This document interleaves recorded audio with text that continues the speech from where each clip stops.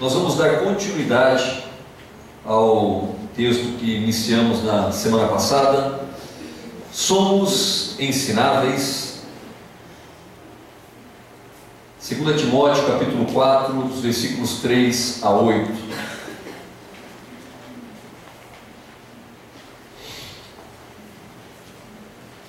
Só para recapitularmos, na semana passada nós vimos a primeira parte do texto de 2 Timóteo capítulo 4, dos versículos 3 a 8. Versículo que diz: porque virá tempo em que não suportarão a sã doutrina, mas tendo comichão nos ouvidos, amontoarão para si doutores, conforme as suas próprias concupiscências, e desviarão os ouvidos da verdade, voltando às fábulas. Nós tratamos na semana passada das características das pessoas que não são ensináveis. Se você esteve aqui, você se lembra, eles não resistem à verdade, eles buscam sempre massagear o ego e eles criam a sua própria teologia. Essas são características de pessoas que não estão dispostas a aprender, que não são ensináveis no seu caminho, nos seus planos, nos seus propósitos. Hoje nós vamos falar de quem é ensinável. No caso, o discípulo de Paulo, Timóteo. Nos versículos seguintes, versículo 5 diz assim: mas tu, sê sóbrio em tudo, sofre as aflições, faz a obra de um evangelista, cumpre o teu ministério. Também o versículo 6, Paulo falando de si próprio: porque eu já estou sendo oferecido por aspersão de sacrifício, e o tempo da minha partida está próximo. Combati o bom combate, acabei a carreira, guardei a fé. Desde agora a coroa da justiça me está guardada, a qual o Senhor justo juiz me dará naquele dia, e não somente a mim, mas também a todos os que amarem a sua vinda. Eu quero lembrar vocês das palavras do apóstolo Paulo aos Coríntios. 1 Coríntios capítulo 8, versículo 2, ele diz assim: e se alguém cuida saber alguma coisa, ainda não sabe como convém saber. Então nós precisamos nos lembrar de que nunca saberemos o suficiente até chegarmos à plenitude, até chegarmos nos céus. Deuteronômio capítulo 8, quando nós observamos a orientação e a instrução de Deus: todos os mandamentos que hoje vos ordeno guardareis para os cumprir, para que vivais, vos multiplicais e entreis e possuais a terra que o Senhor jurou a vossos pais, e te lembrarás de todo o caminho pelo qual o Senhor teu Deus te guiou no deserto estes 40 anos, para te humilhar, para te provar, para saber o que estava no teu coração, se guardarias os seus mandamentos ou não. E te humilhou e te deixou ter fome, te sustentou com maná que tu não conheceste, nem teus pais o conheceram, para te dar a entender que nem só de pão viverá o homem, mas de tudo que sai da boca de Deus. Isso e disso viverá o homem. Meu irmão, essas palavras de Deuteronômio nos mostram o que é necessário e por onde nós devemos caminhar para que possamos aprender, para que possamos entender. E você pode perceber que Deus não poupa os seus filhos, nem do sofrimento, nem da fome, nem da humilhação, para que nós possamos compreender quais são os caminhos do Senhor. E hoje nós vamos ver então os caminhos que Paulo orientou a Timóteo para trilhar, para que ele se tornasse uma pessoa ensinável. Mas tu, sê sóbrio, sofre as aflições, faz a obra de um evangelista e cumpre o teu ministério. Uma trajetória clara, orientações específicas, um caminho perfeito que Paulo está mostrando para Timóteo. Paulo está ordenando este caminho, está orientando, está instruindo o seu discípulo para que ele trilhe esse caminho, para que através deste caminho ele possa chegar onde Deus espera que ele chegue. Em primeiro lugar, precisamos ser equilibrados, ser sóbrio em tudo. Uma pessoa que é ensinável é uma pessoa equilibrada, é uma pessoa lúcida, é uma pessoa sóbria no entendimento. Meu irmão e minha irmã, para que você aprenda, você precisa absorver a palavra de Deus, você precisa julgar aquilo que procede de Deus, você precisa fazer como os crentes de Bereia faziam. Você precisa observar tudo, reter o que é bom. Os crentes de Bereia, eles ouviam tudo que o apóstolo Paulo dizia a eles, e depois eles iam conferir se aquilo vinha de Deus. Muitas vezes nós nos exaltamos, muitas vezes nós ficamos irritados, ficamos tensos quando ouvimos alguma coisa que não gostamos, quando ouvimos alguma coisa que pode porventura até ser uma heresia, mas o que nós precisamos de fato fazer é ouvir, e depois de ouvirmos, estarmos buscando a verdade na palavra, conferindo, testificando aquilo que nós estamos ouvindo, para que não sejamos contaminados, para que não percamos o equilíbrio, para que não saiamos do prumo que Deus tem para as nossas vidas. Então, tudo que você ouvir, tudo que for ministrado ao seu coração, tudo que você estiver aprendendo na sua vida, vá para a palavra de Deus, vê se aquilo é bom, vê se aquilo é útil para o seu aprendizado. Se for, guarda, se não for, joga fora, mas não fique se desgastando. Nós precisamos entender que ao lermos a palavra de Deus, que ao ouvirmos a palavra de Deus, nós não podemos interpretá-la como fica bom para nós, ou como no ditado popular, ao gosto do freguês. Muitas vezes nós moldamos a palavra aquilo que as pessoas precisam ou querem principalmente ouvir.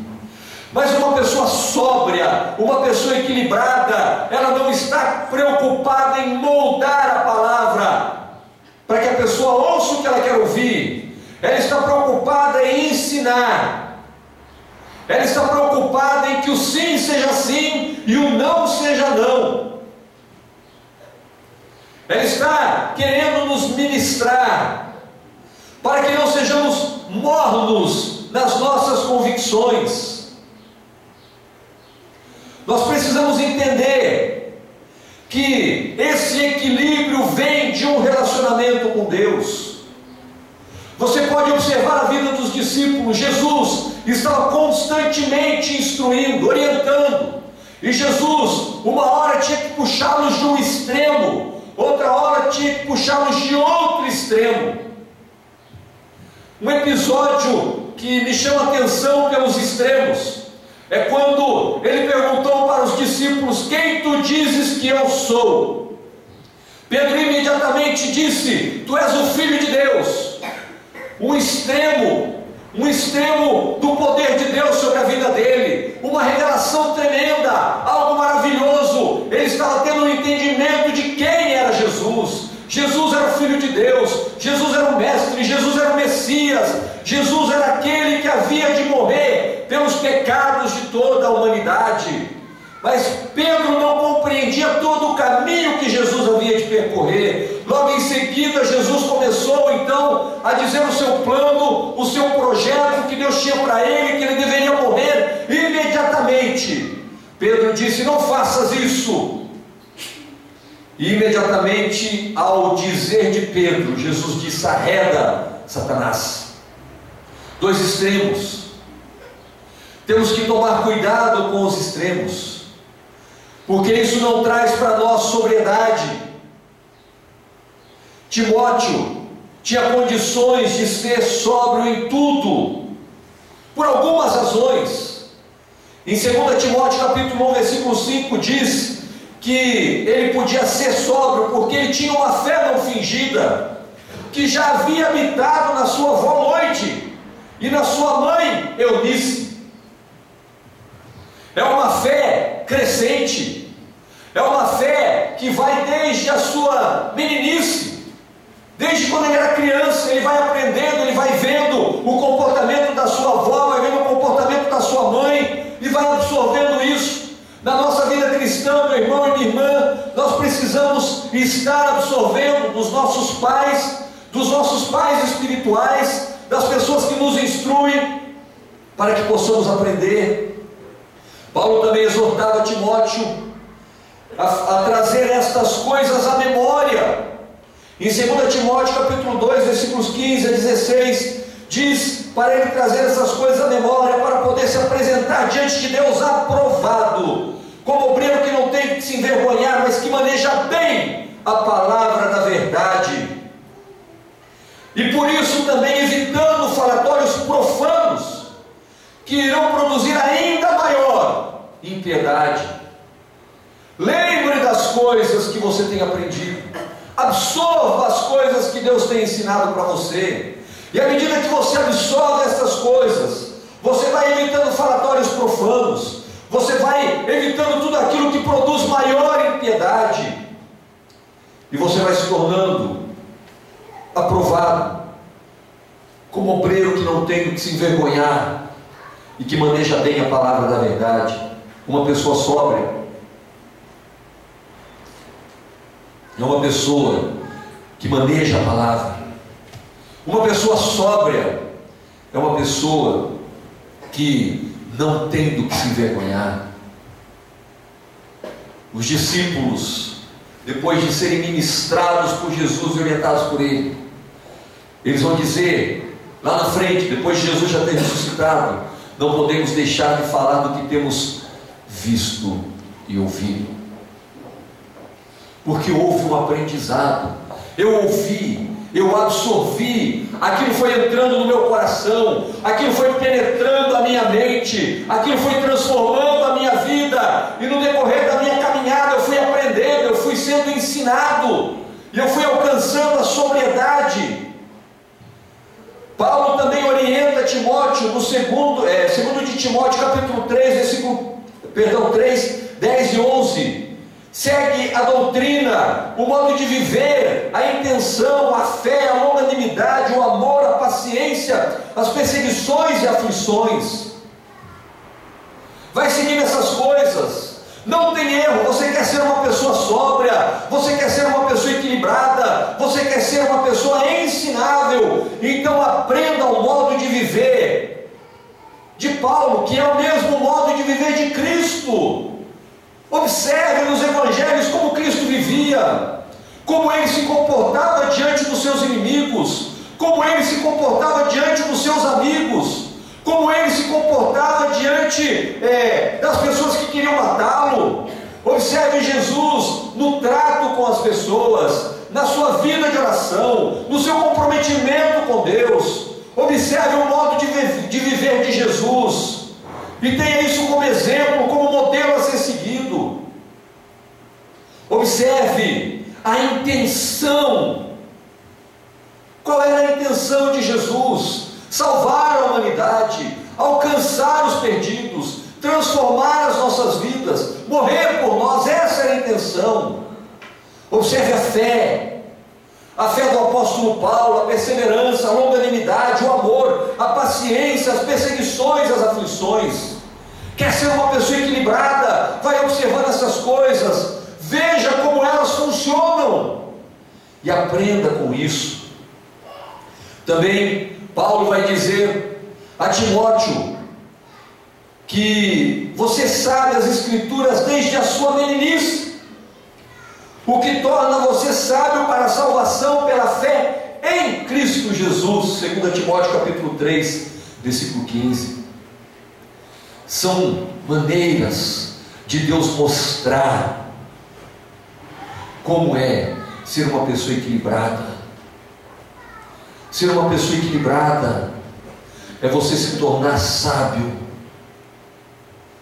por aquilo que você tem aprendido de Jesus. Timóteo tinha todos os ingredientes necessários para ser sóbrio em tudo.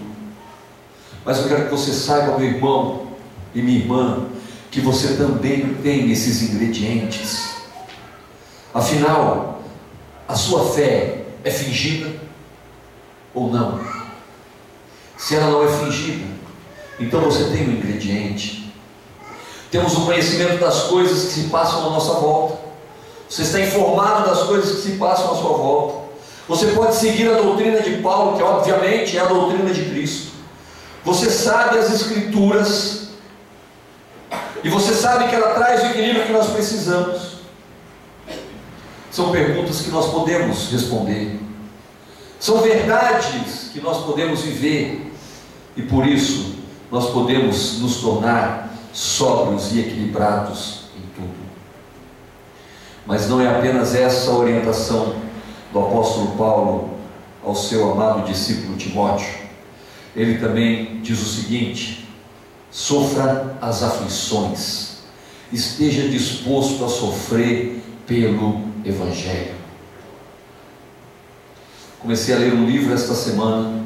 Esse livro nós compramos para a igreja, e todas as pessoas que pregam leitura obrigatória, prega em grupo pequeno, grupo grande, é leitura obrigatória.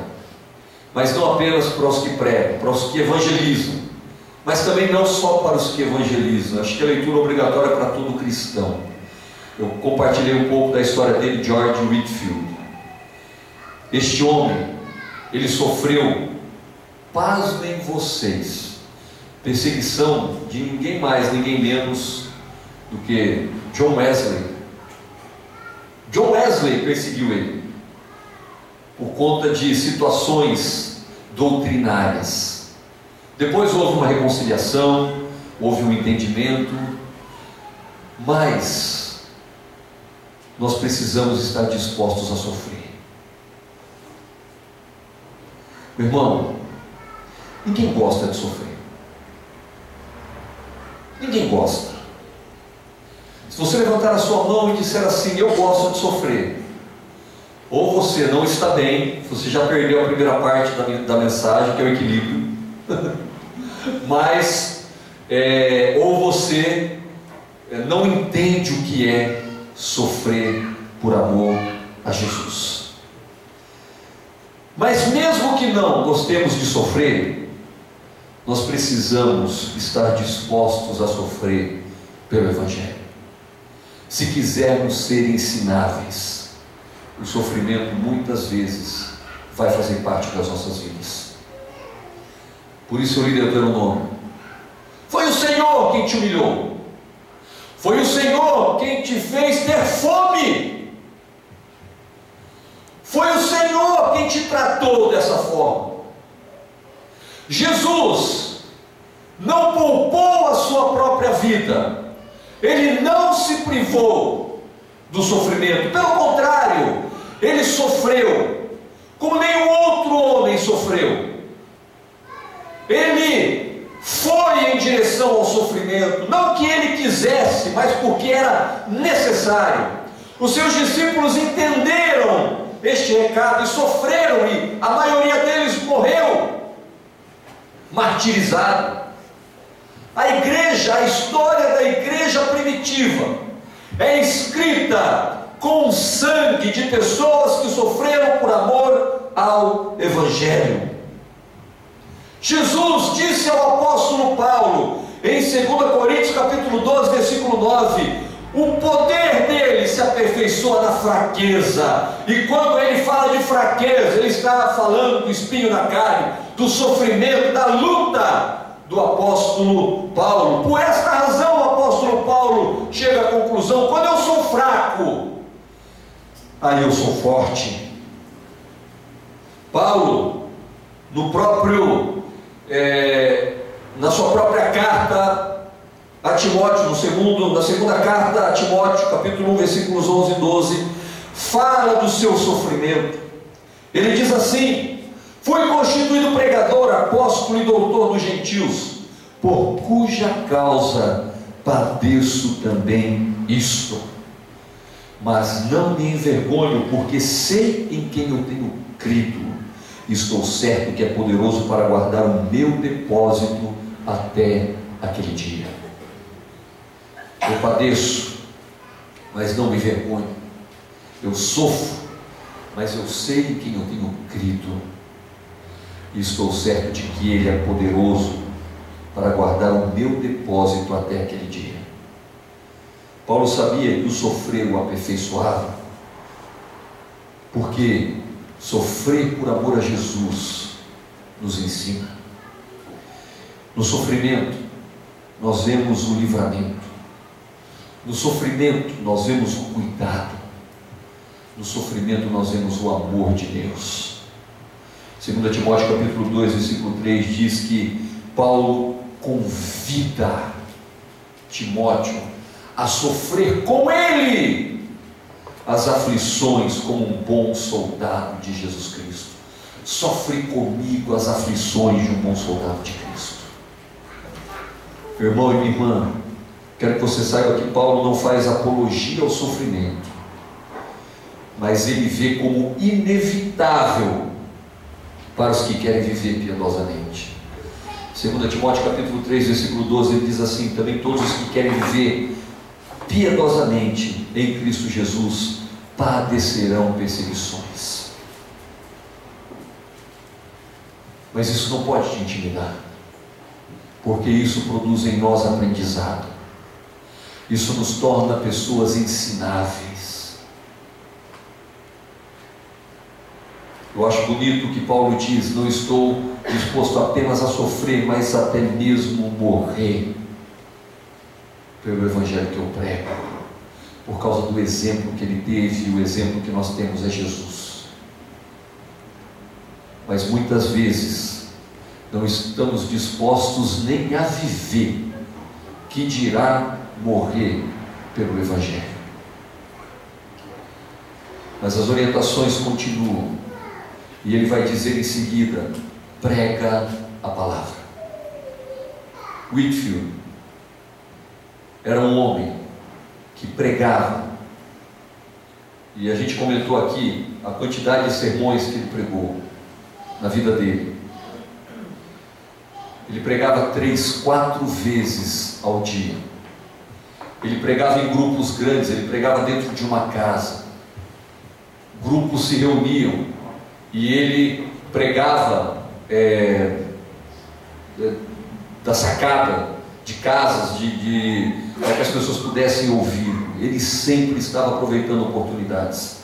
E olha que interessante, uma das perseguições que ele sofria por parte de cristãos, quando ele ia pregar em praça pública, os cristãos que estavam incomodados com ele levavam tamborins, batuques, para ficar batucando, para que as pessoas não ouvissem o que ele tinha para dizer. Acho que se fosse hoje, se fosse conosco, qual seria o nosso comportamento? Eu não vou mais pregar, esse povo não quer saber de ouvir, são crentes, estão fazendo bagunça. A gente já ia se desanimar, já ia se frustrar, e o coraçãozinho ia ficar bem peludo. Já íamos ficar ofendidos, magoados, revoltados, indignados. Sabe o que ele fazia? Ele pregava. Ele continuava pregando. Ele não deixava de pregar. E ele orava pelas pessoas que estavam indo contra a sua pregação, para que elas pudessem compreender. Mas a vida deste homem foi pregar a palavra. Eu quero dizer uma coisa para você, meu irmão e minha irmã: pregar a palavra não é para quem tem o dom de pregar a palavra. Pregar a palavra é para o cristão. Pregar a palavra é para todos os que conhecem a Jesus, porque Jesus não transformou a sua vida, Jesus não mudou a sua história, dias no seu coração, então você tem motivos para pregar. Se somos ensináveis, nossa boca tem que estar cheia da palavra de Deus, e devemos pregá-la em todo o tempo. Todos somos evangelistas, pois todos somos chamados para pregar o Evangelho. Pregar o Evangelho não é privilégio de alguns, mas todos os cristãos devem ser porta-vozes de Cristo. E mais um detalhe: quando pregamos a palavra, a nossa língua não é ocupada com fofoca, com intrigas. A nossa mente não é ocupada com lixo. E nem o nosso coração é envolto a um terrível egoísmo. Porque se eu prego a palavra, eu não falo de mim, eu falo de Cristo. Se eu prego a palavra, eu não me preocupo comigo, mas eu me preocupo em anunciar as boas novas da vida eterna para alguém que precisa ser transformado. Quando eu prego a palavra, eu não falo de mim, mas eu falo daquele que me salvou. Quando eu prego a palavra, eu anuncio as boas novas da vida eterna. Quando eu prego a palavra, eu estou anunciando o Evangelho a quem precisa ouvir.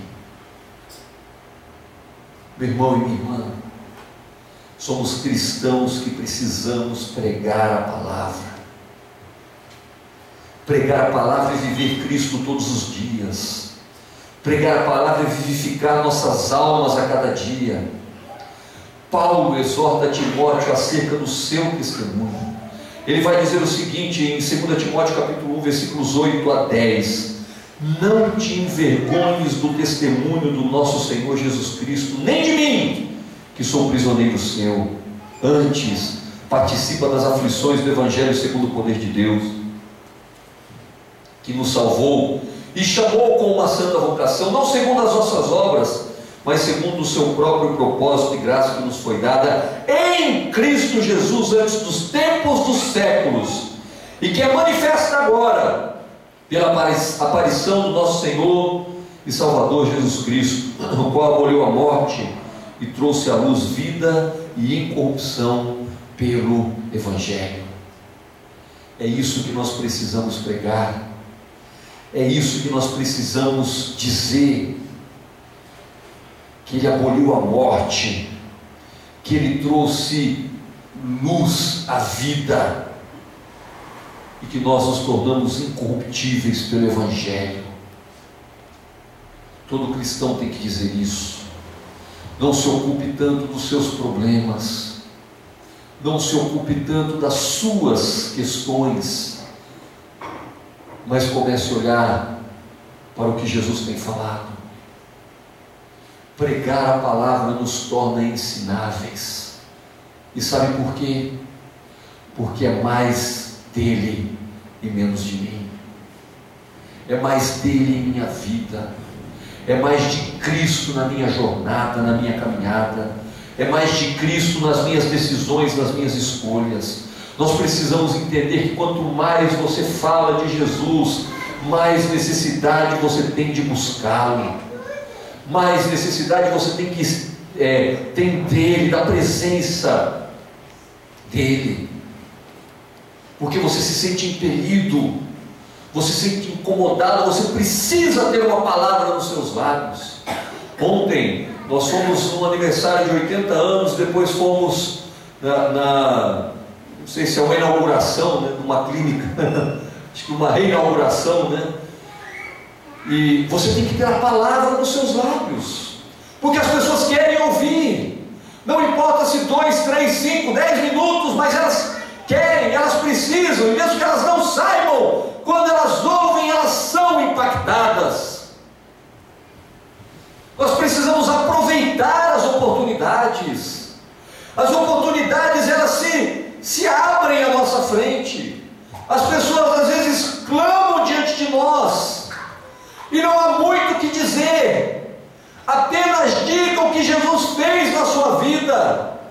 Apenas diga o que Ele fez pela humanidade, mas prega a palavra. Porque quanto mais você prega a palavra, mais você se enche de Deus e mais você se esvazia de si mesmo.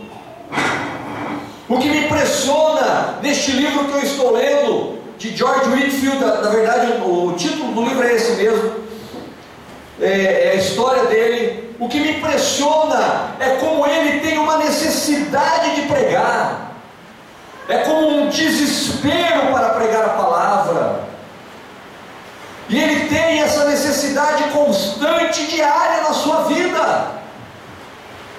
Mas nós guardamos o nosso coração e não pregamos, e não falamos, e não proclamamos, e não anunciamos, e por esta razão não aprendemos. Precisamos entender que é uma palavra poderosa demais para guardarmos apenas para nós. E saiba de uma coisa, meu irmão e minha irmã, quando você prega a palavra, você é curado, você é restaurado, você aprende que você não é nada, que somos pó e que dependemos totalmente da graça de Jesus em nossas vidas. Por isso, Paulo vai dizer em 2 Timóteo capítulo 4, versículo 2, para Timóteo: prega a palavra a tempo e a fora de tempo, redargua, repreende, exorta com toda longanimidade e doutrina. Mas vai falando dia a dia a palavra de Deus. Meu irmão e minha irmã, assim nós aprenderemos. E por fim, o apóstolo Paulo vai dizer o seguinte: cumpra o ministério. Ministério, meu irmão e minha irmã, nada mais é do que serviço. Cumpra o teu ministério, cumpra o serviço que Deus disse para você cumprir. Somos chamados para servir, mas sabe o que acontece? Quando enfrentamos lutas, quando enfrentamos dificuldades, quando passamos por alguma crise, qual é a primeira consequência? Desiste, ou dá um tempo, ou abre mão do ministério, abre mão do serviço.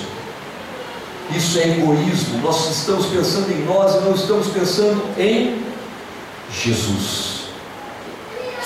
Você não serve a comunidade de Atos, você não serve o pastor Saulo, ou o pastor Anderson, ou o pastor João.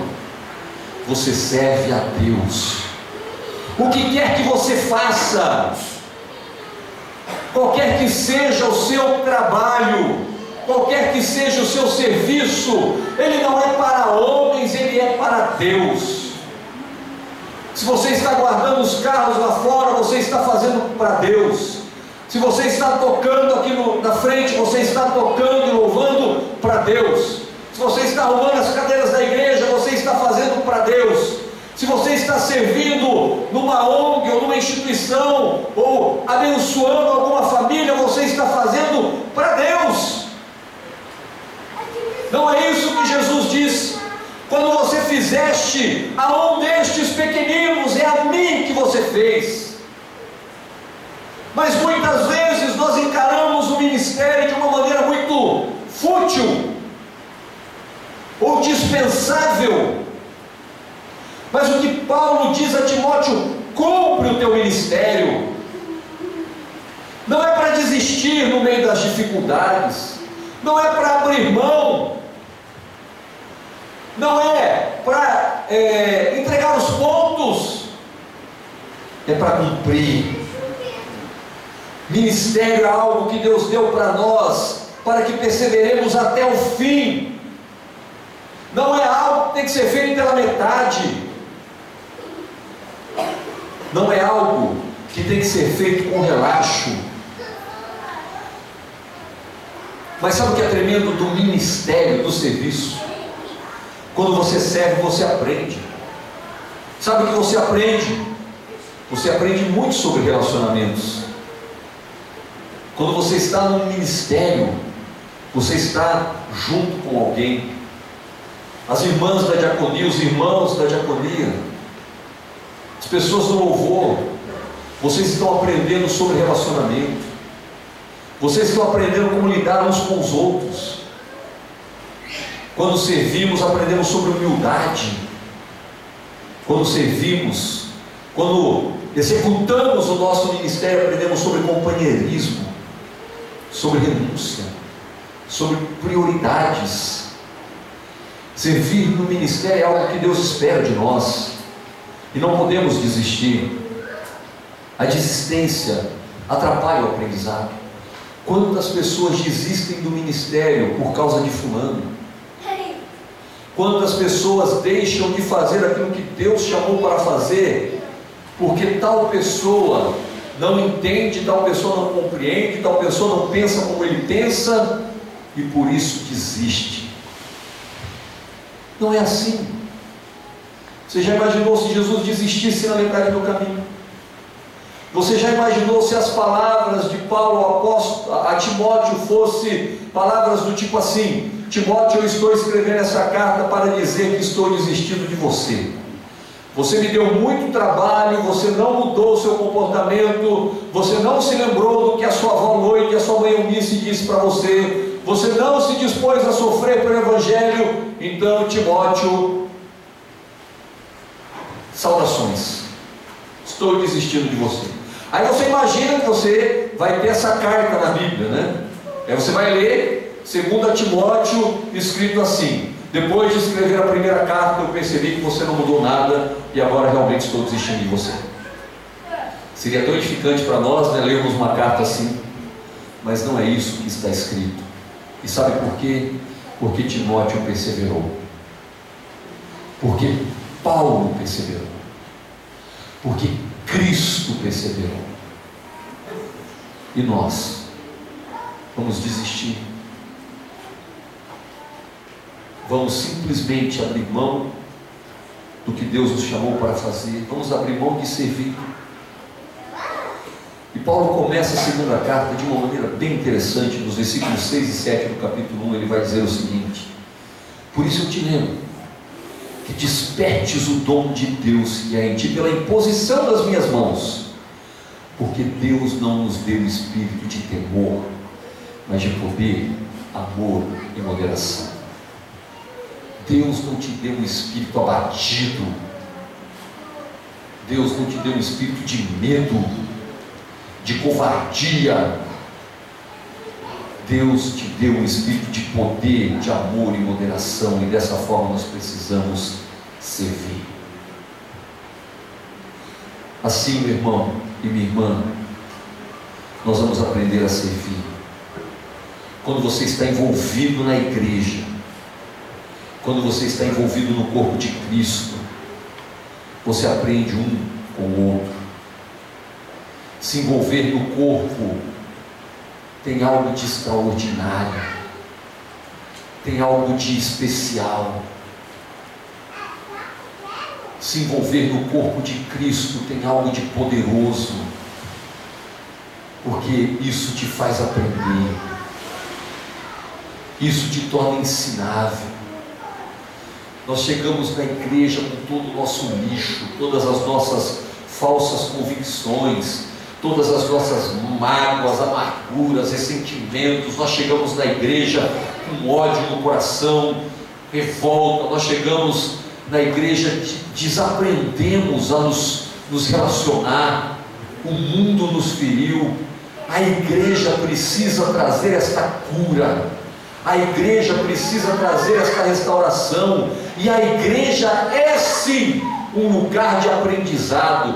Por mais que tenham pessoas que falhem, por mais que tenham pessoas que acabem desistindo da fé, por mais que tenha pessoas que possam vir até mesmo a te ferir, a igreja é lugar de cura, a igreja é lugar de aprendizado, a igreja é lugar onde nós crescemos, porque estamos nos relacionando, estamos caminhando a segunda milha, estamos suportando uns aos outros, e isso é feito no ministério. Isso é feito no dia a dia, na labuta, no trabalho. Porque se você se isola, você não aprende. Se você fica sozinho, você não aprende mais absolutamente nada. Pelo contrário, o que se isola insurge-se contra a verdadeira sabedoria. Está escrito em Provérbios. Se isolar é um veneno para a alma. E a igreja se propõe a trazer você para o ministério, para o aprendizado. Por isso, não desista quando alguém chegar para você e disser uma coisa que não te agrada, ou alguém der um mau testemunho de cristão.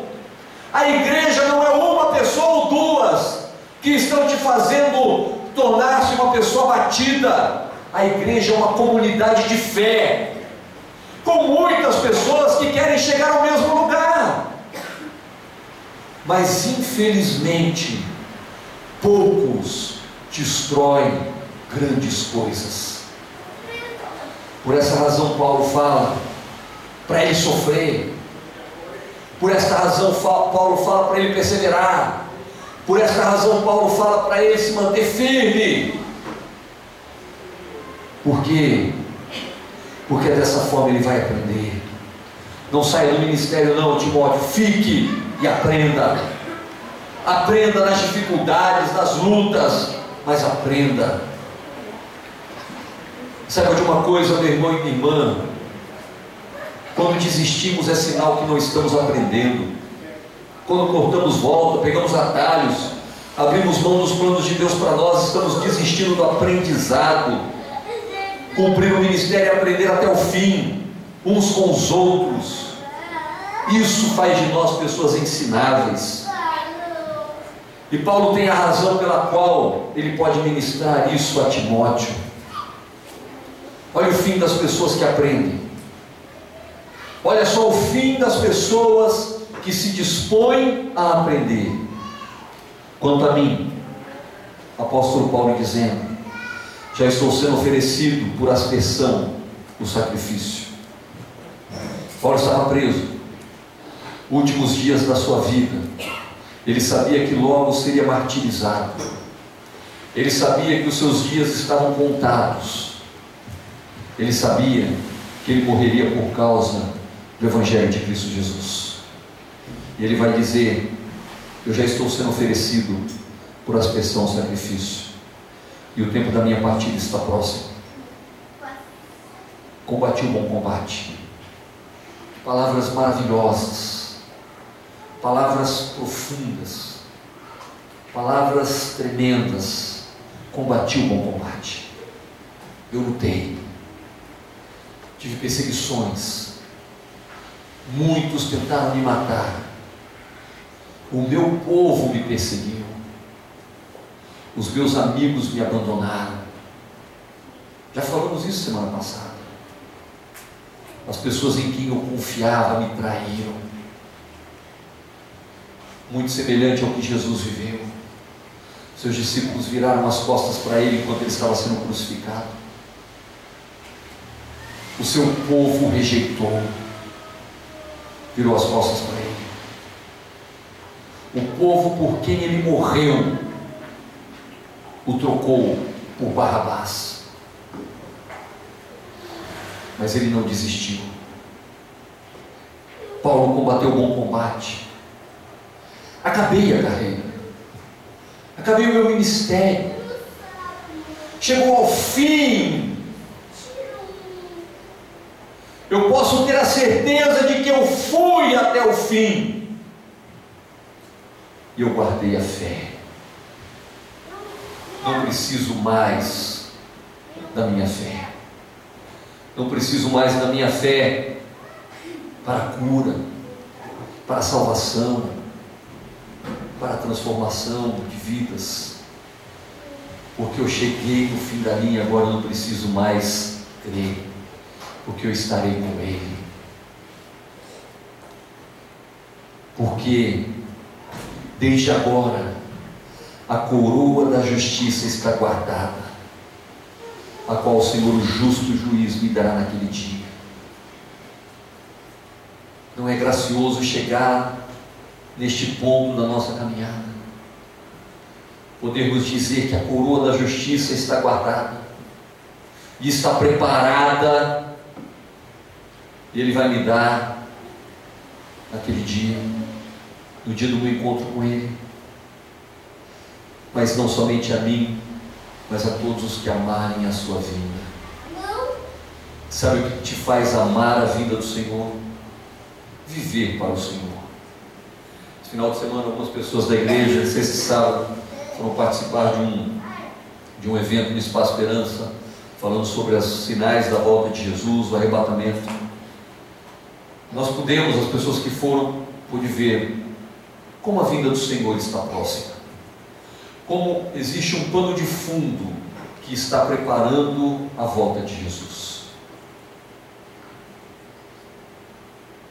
Se você ama a sua vinda, você vive para a sua vinda. Se você ama a sua vinda, você vive para a eternidade. Eu quero fazer uma pergunta para você. Você está vivendo para a eternidade? A sua vida aponta para a eternidade? A sua vida está apontando para a glória? Ou a sua vida está apontando para a sua vida terrena? Para onde os teus olhos estão apontados? Para o autor e consumador da sua fé? Ou para as aflições, para as frustrações, para as decepções, para os sentimentos que te oprimem e te destroem? Para onde está apontado os seus olhos? Quem ama a vinda do Senhor é quem espera ansiosamente. E só espera ansiosamente quem está caminhando nessa direção. Não pense vocês que os mornos da igreja de Laodiceia anseiam pela vinda do Senhor. Os mornos da igreja de Laodiceia, que é uma igreja que se assemelha muito com a igreja dos nossos dias, estão mais preocupados com o que têm e com o que podem conquistar. Por isso, meu irmão e minha irmã, aqueles que amam a sua vinda são aqueles que estão aprendendo. Aqueles que amam a sua vinda são aqueles que estão cumprindo o seu ministério. Aqueles que amam a sua vinda são aqueles que estão pregando a palavra, porque veem a urgência das pessoas ouvirem. Aqueles que amam a sua vinda são aqueles que estão se mantendo sóbrios na caminhada. Aqueles que amam a sua vinda são aqueles que não se importam com o sofrimento. Aqueles que amam a sua vinda são aqueles que estão combatendo o bom combate, caminhando na direção de uma vida transformada, de uma vida restaurada. Este é o fim de quem aprendeu. Este é o fim de quem é ensinável durante toda a vida cristã. Esta é a recompensa dos que aprenderam e praticaram. Se amamos a vida do Senhor, se o nosso foco é a eternidade, então por que é que nos embaraçamos tanto com os negócios desta vida? Se almejamos a eternidade com Jesus, se o objetivo da nossa vida é agradar aquele que nos alistou para a guerra, então precisamos aprender até chegarmos à condição de vida que Paulo chegou, tendo a certeza de que combatemos o bom combate, acabamos a carreira e guardamos a fé para a honra e glória de Cristo Jesus. Lembre-se das palavras de Jesus em Mateus capítulo 11, versículo 9.